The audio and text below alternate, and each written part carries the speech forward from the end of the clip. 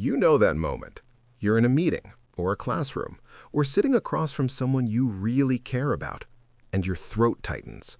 Your eyes start burning. You tell yourself, not now, please not now. But it's already happening. And the worst part isn't even the tears. It's the panic. They're going to think I'm weak. They're going to think I can't handle this. Why am I like this? Maybe you've been told your whole life that you're too sensitive. Maybe someone laughed. Maybe someone rolled their eyes. Maybe someone you loved said, "You need thicker skin." So you tried. You swallowed it down. You avoided confrontation. You rehearsed your sentences so you wouldn't crack. You apologized for crying, over and over. And somewhere along the way, you started believing that your tears were a character flaw. But I need you to hear this clearly. Crying easily is not a weakness. It's information. And once you understand what that information actually means, you might never see your tears the same way again. Let me tell you a story. A friend of mine, we'll call her Maya, cries at everything. Sad movies, obviously, but also wedding speeches, animal rescue videos, a random song in the car that hits a little too close, even intense arguments, especially those. She used to hate it about herself. During a group presentation, a teammate criticized her slide design in front of everyone. It wasn't even harsh, just blunt. Her eyes filled instantly. She tried to keep talking. Her voice shook. Someone smirked. She rushed through the rest and sat down humiliated. After class, she said something that stuck with me. "I feel like my body betrays me." That's how a lot of people who cry easily describe it. Like your nervous system just hijacks you. But here's what's fascinating. Years later, Maya became a therapist, and her clients adore her. Why? Because when they sit across from her and tell her something painful, her eyes soften. Sometimes they water. Not dramatically, not performatively, just enough to say, "I feel this with you." Her sensitivity, the thing she once thought made her weak, is now the very reason people trust her. So what changed? Not her biology, just her understanding of it. Here's the first core concept you need to know. Crying easily is often a sign of high emotional reactivity, and high emotional reactivity is not the same as high fragility. Let's break that down in plain English. Some people have nervous systems that react quickly and intensely to emotional stimuli. Think of it like emotional volume sensitivity. If emotions were sound waves, some people's brains are set to low gain. They need something really loud to register it. Others, their system is on high sensitivity mode. They don't just hear the whisper, they hear the tone beneath the whisper. That doesn't mean they're weaker. It means their emotional detection system is more responsive. And tears? Tears are just one output channel. That's it. Not a verdict on your strength, not a measure of your maturity, just an output. Let me ask you something. When someone raises their voice at you, even slightly, do you feel it in your chest immediately? When someone you love is upset, does your body react before your brain can even analyze what's happening? When you see someone get publicly embarrassed, do you physically cringe as if it happened to you? That's not drama. That's a nervous system that is highly attuned. Psychologists sometimes link this to traits like high empathy, sensory processing sensitivity, or strong amygdala activation. But forget the jargon for a second. Here's what it means. Your brain doesn't treat emotions as abstract ideas. It treats them as events, real, present, urgent events. So when conflict happens, your system doesn't go, "Ah yes, a minor disagreement." It goes, "Alert, something socially threatening is happening." And tears are part of that alert system. Now, here's where most people get it wrong. They assume that because you cry, you can't handle things. But emotional expression and emotional capacity are not opposites. In fact, research shows something counterintuitive. People who allow themselves to feel and express emotion often process it faster and recover more effectively than those who suppress it. Read that again. The person who never cries, they might not be stronger. They might just be suppressing. And suppression isn't strength. It's delayed processing. Imagine shaking a soda can. You can keep the lid on and pretend nothing's happening, Or you can release the pressure gradually. Tears are often that pressure valve. Your system saying, there's a lot here, let's regulate. And biologically speaking, crying can actually help regulate your nervous system. Emotional tears contain stress hormones. Crying can activate the parasympathetic nervous system, the calm down branch. Your body might literally be trying to soothe you, not sabotage you. But here's the uncomfortable truth. We live in a culture that rewards emotional restraint, especially in certain spaces, professional settings, competitive environments, family systems where vulnerability was unsafe. So if you cry easily, you learn quickly that it's inconvenient. You might even develop shame around it. And shame is heavy, because now it's not just, I feel a lot. It's, there's something wrong with me for feeling a lot. That second layer is what hurts the most, not the tears, the story you attach to them. Let's pause for a second. I want you to think of the last time you cried. What triggered it? Was it really small, or did it tap into something deeper? Was it just the comment your boss made, or was it the fear of disappointing people again? Was it just the argument, or was it the old wound of not being heard? People who cry easily aren't reacting to the surface event. They're reacting to the meaning underneath it, and meaning hits hard. Here's something most people won't tell you. Crying easily doesn't mean you lack resilience. Sometimes it means you process deeply. There's a difference between someone who shatters under pressure and someone who feels pressure intensely but still shows up. The fact that you cry and still go to work, still have hard conversations, still try again, that's not weakness. That's emotional courage with visible side effects. And yes, it can feel embarrassing. Trust me, I've been there. I once teared up during a performance review because my manager said, "You have a lot of potential." Not even criticism, praise. And I hated that I couldn't just nod like a normal person. But later, I realized something. For me, those words weren't just feedback. They meant, I see you. I believe in you. You matter. And my system reacted to that weight. It wasn't fragility. It was depth.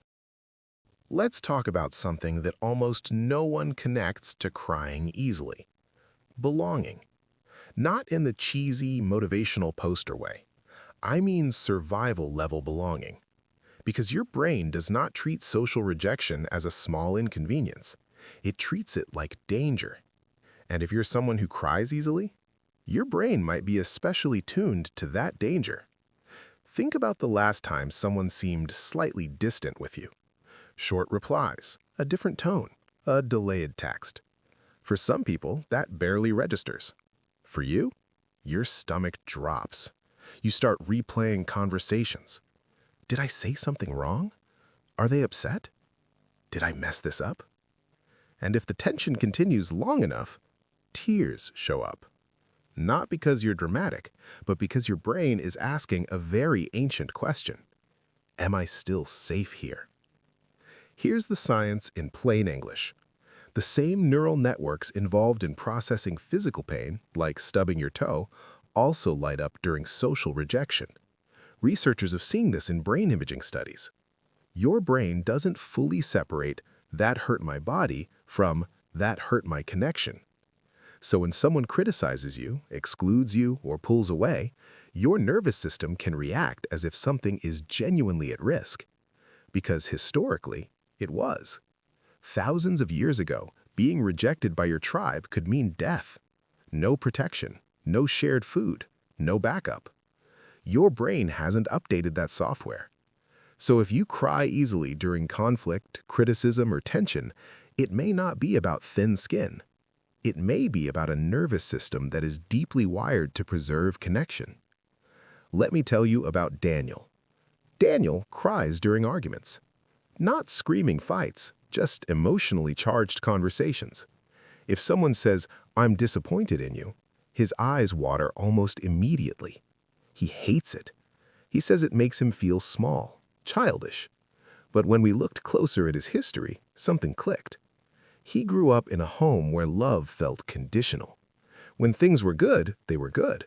But when he made mistakes, the emotional temperature dropped fast. Silence, withdrawal, coldness. As a kid, That kind of shift feels catastrophic. So his nervous system learned, conflict equals possible loss of connection. Possible loss of connection equals threat.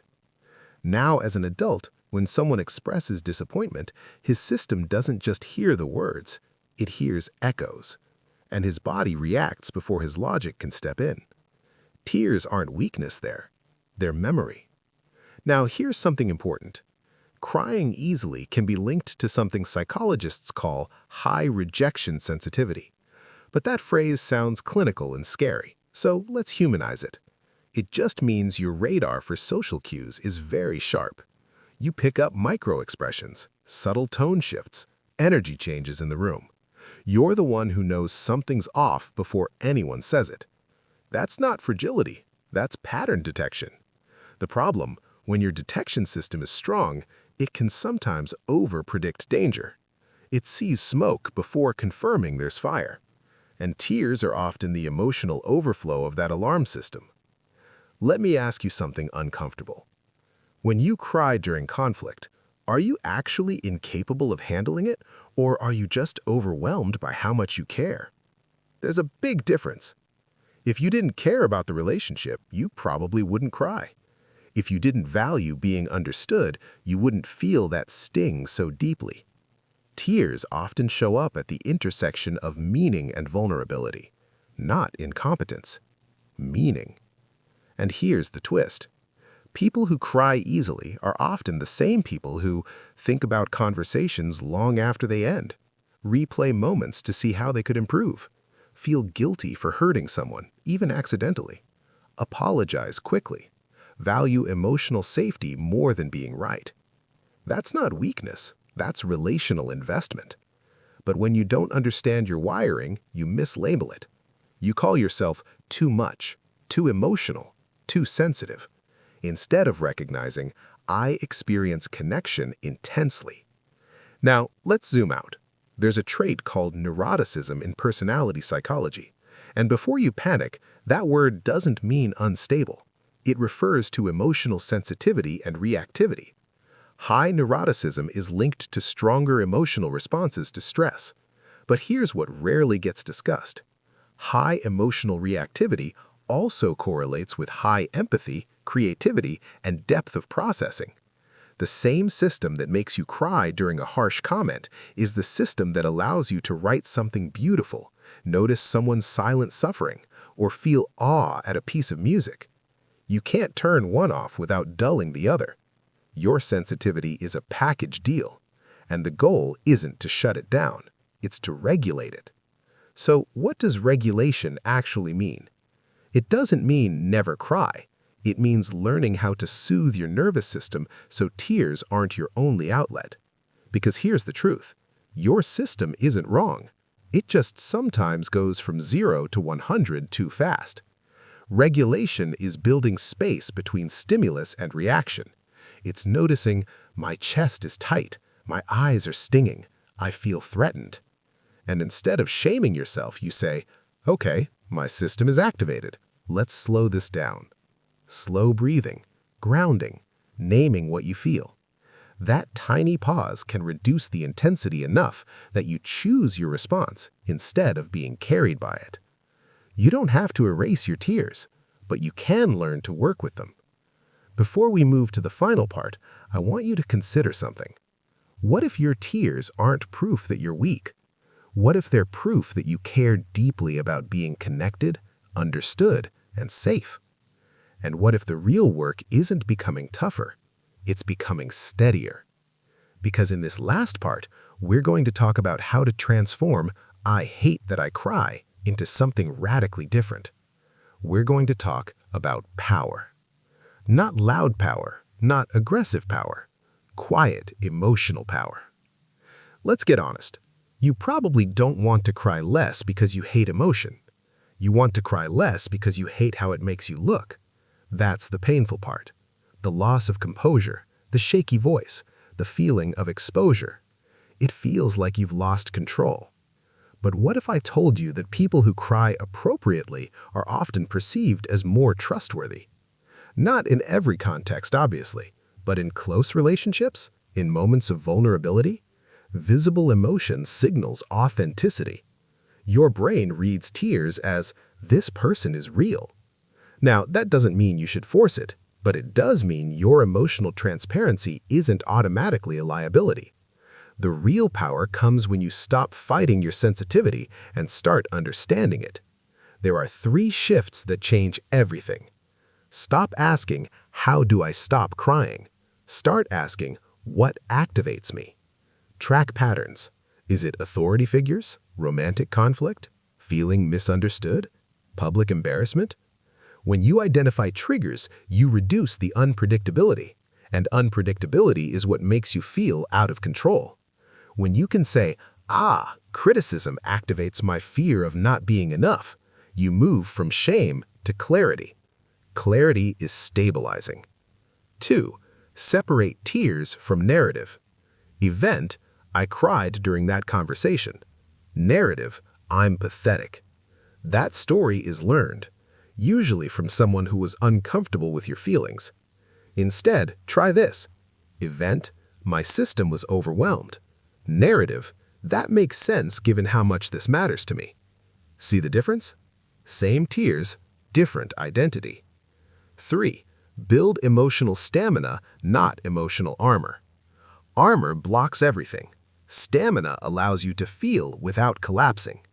Emotional stamina is built by having hard conversations anyway, staying present when activated, letting tears come without spiraling into self-attack, practicing self-soothing instead of self-criticism. Every time you survive a moment where you cry and the world doesn't end, your nervous system learns something new. I can feel this and still be okay. That's resilience. Not dryness, resilience. Let me tell you something most tough people won't admit. A lot of them envy your access to emotion. They struggle to cry even when they need to. They feel disconnected from their own depth. They confuse numbness with strength. You don't have that problem. Your challenge isn't accessing emotion, it's managing intensity. That's a skill, not a defect. And here's the final reframe I want to leave you with. If you cry easily, you are likely someone who feels deeply, connects deeply, processes deeply, cares deeply. The goal is not to become less deep, it's to become less ashamed. Because shame is what turns sensitivity into suffering. Without shame, sensitivity becomes awareness, and awareness is powerful. Next time tears rise, instead of thinking, "Why am I like this?" try asking, "What is this protecting? What is this valuing?" You might discover that your tears are guarding something important. Your need for respect, your need for safety, your need to be seen. That's not weakness, that's humanity.